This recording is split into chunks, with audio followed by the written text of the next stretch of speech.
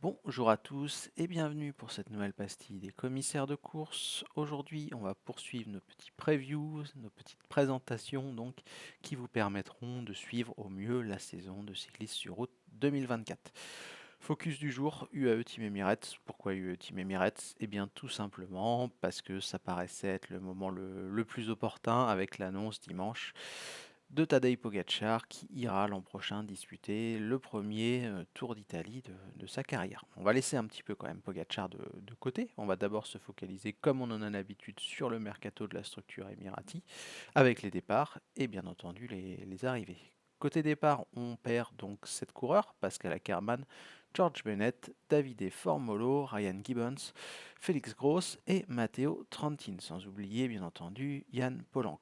Du côté des arrivées, Igor Arrieta, le jeune talent espagnol, Filippo Baroncini, l'italien, Isaac Del Toro, le vainqueur du Tour de l'Avenir, Antonio Morgado, Nils Politt et Pavel Sivakov. Clairement, quand on regarde les noms, on s'aperçoit que là, l'équipe Emirati continue de monter en gamme, parce que si on perd de bons coureurs, on ne perd aucun élément majeur et on signe quand même énormément de petites pépites, d'ailleurs quasiment que des pépites, si ce n'est Polit et Sivakov. Donc on va se concentrer tout d'abord sur les deux derniers coureurs que j'ai cités. Nils Polit devrait aider l'effectif sur les classiques notamment, tout en endossant un rôle de leader peut-être sur Paris-Roubaix et lors du Tour des Flandres.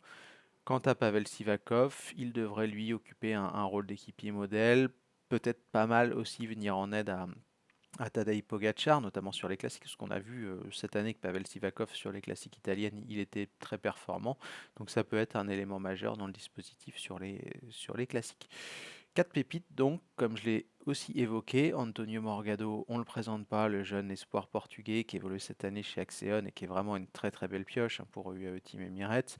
Isaac Del Toro, là aussi, c'est un très beau coup parce que le Mexicain a remporté le Tour de l'Avenir et que pour moi, il est déjà prêt pour le World Tour.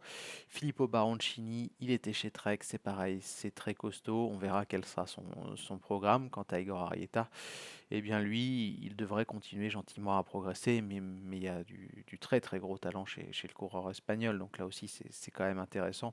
On voit que quand on a beaucoup d'argent, c'est assez facile de signer des gros coureurs et que bah, l'équipe Team Emirates, qui était déjà tout au sommet du classement UCI avec la Jumbo-Visma, continue de se renforcer, donc le fossé risque malheureusement pour le spectacle se creuser encore plus entre les armadas et les autres formations du World Tour. Mais bon, c'est pas le sujet du jour. On va se concentrer, nous, sur UAE Team Emirates avec la présentation de l'effectif. J'ai déjà parlé des recrues. On va évoquer ceux qui sont déjà au sein de l'effectif de la structure Emirati.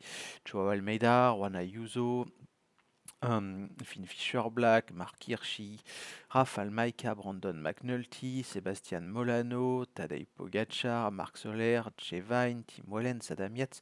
Voilà quelques-uns des noms des leaders de l'équipe. Et quand on les présente comme ça à la suite, ça fait un petit peu peur par rapport à la force de frappe donc de l'équipe UAE Team Emirates qui a vraiment tout simplement l'un des meilleurs effectifs du plateau avec la Jumbo-Visma et ça devrait encore continuer à faire très très mal, je pense, en 2024. Je l'ai dit en introduction, on a la grosse info, je pense, en ce qui concerne le programme des coureurs. Tadej Pogacar sera au départ du Tour d'Italie l'an prochain. Ça sera la première fois que le coureur slovène sera au départ du Giro. Il a déjà remporté le Tour de France, donc on verra s'il réussit à réaliser le doublé.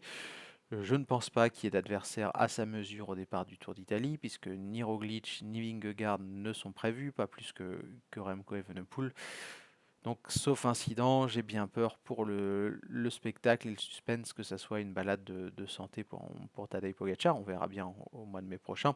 Mais ce qui va aussi nous intéresser, ça va être l'approche de ce Giro de la part de Pogacar, parce que forcément, on ne peut pas aller sur les Flandriennes si on veut être à 100% de sa forme au Giro, parce qu'il y a un risque trop grand de blessure ou de chute. Donc, je serais très très étonné de voir Tadej Pogacar participer à l'E3 ou au Tour des Flandres l'an prochain. Il en va de même pour les classiques du mois d'avril. C'est quand même compliqué de préparer un gros pic de forme au mois d'avril et de le faire durer jusqu'à la fin du mois de mai. Donc on verra, il y aura peut-être un Liège peut-être plus une flèche wallonne, parce que sur Liège, il y a quand même un mauvais souvenir la saison passée, donc on verra s'il y retourne ou pas, et qu'encore une fois, le risque de chute, et si vous chutez à Liège, bah, ça veut dire quand même que ça sera très très compliqué d'être performant et en forme au Tour d'Italie quelques jours plus tard. Donc même si on n'a pas d'infos officielles, on devrait avoir un calendrier de début de saison plus light, je pense. Je ne sais pas où est-ce qu'il reprendra. Est-ce qu'il y aura une petite course en Espagne au mois de février? En tout cas, ensuite, on devra avoir Tirreno Adriatico, l'Estrade Bianche, Milan-San Remo, programme essentiellement italien, donc pour préparer le Giro. Et la grosse interrogation en ce qui concerne Tadej Pogacar, ça va être la suite de la saison. Normalement, il devrait aller au Tour de France, mais il y a quand même une question qui se pose, je trouve, par rapport à sa présence. Déjà, il faudra savoir dans quel état il termine le Tour d'Italie. Tadej Pogacar, c'est pas un coureur qui est connu pour pouvoir enchaîner comme ça les courses. On a vu quand le timing était assez restreint entre deux objectifs majeurs, c'était quand même assez compliqué, qu'il avait besoin de temps pour reconstruire sa forme, contrairement à Vingegaard et à d'autres. Et là, ça peut être quand même assez compliqué, je pense, de viser les deux. Donc on verra s'il va au départ du Tour de France, dans quel état d'esprit il sera, est-ce que ça sera un chasseur d'étape ou pas, parce que Tadej Pogacar en mode Remco Evenepoel lors de la dernière Vuelta en chasseur d'étape exclusif, ça peut faire très mal, ça peut aussi faire top 10, hein, parce que de toute façon sur la classe et sur le temps qu'il récupérera lors des étapes, ça peut être intéressant, il peut remporter pourquoi pas 4 ou 5 et faire une belle radia avant les Jeux Olympiques, parce que vous le savez, il y a les Jeux Olympiques l'an prochain à Paris, avec un parcours qui peut pourquoi pas lui convenir. Un objectif forcément en tête pour Pogacar, c'est d'être champion olympique. Il y a un autre objectif qui viendra aussi certainement, c'est d'être champion du monde. Donc on verra comment est construit la suite de la saison. Pour moi, il y a deux options. La première, c'est de faire le Tour de France en mode chasseur d'étape et en perdant du temps quand même pour éviter de perdre trop d'énergie en vue de la course en ligne des Jeux Olympiques, et ensuite de couper pour aller cibler les mondiaux et les classiques italiennes de fin de saison. Ou alors on procède à une vraie coupure, on reprend gentiment au mois de juillet avec une ou deux courses, et on va viser tout simplement les Jeux Olympiques en zappant le Tour de France. Et derrière les JO, on peut pourquoi pas envisager un doublé Giro-Vuelta. Ça, c'est une possibilité. On verra ce qui est choisi par le staff du Team Emirates. J'imagine que c'est en discussion. J'imagine aussi qu'il y a une question de sponsor et d'importance d'avoir Tadej Pogacar au départ du Tour de France. Mais voilà, pour moi, la clé, elle se situera à la fin du Tour d'Italie.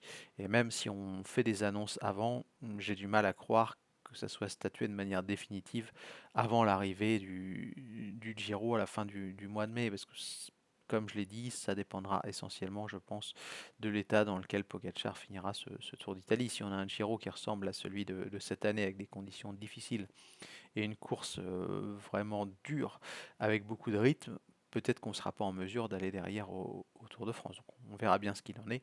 Il y aura aussi une question à se poser, c'est qui aura le leadership sur le Tour de France entre Ayuso et Yates. Ça peut poser question. On verra bien qui récupère un petit peu le jackpot. Bref, pas mal de questions en vue de la saison prochaine. Hâte de voir ce qu'il en sera tout simplement. Et hâte de voir aussi, bien entendu, Tadej Pogacar au départ du Tour d'Italie pour pourquoi pas remporter le premier Giro de sa carrière. Bref, on en finit là. Je vous souhaite une très bonne journée et on se dit à très bientôt. Ciao.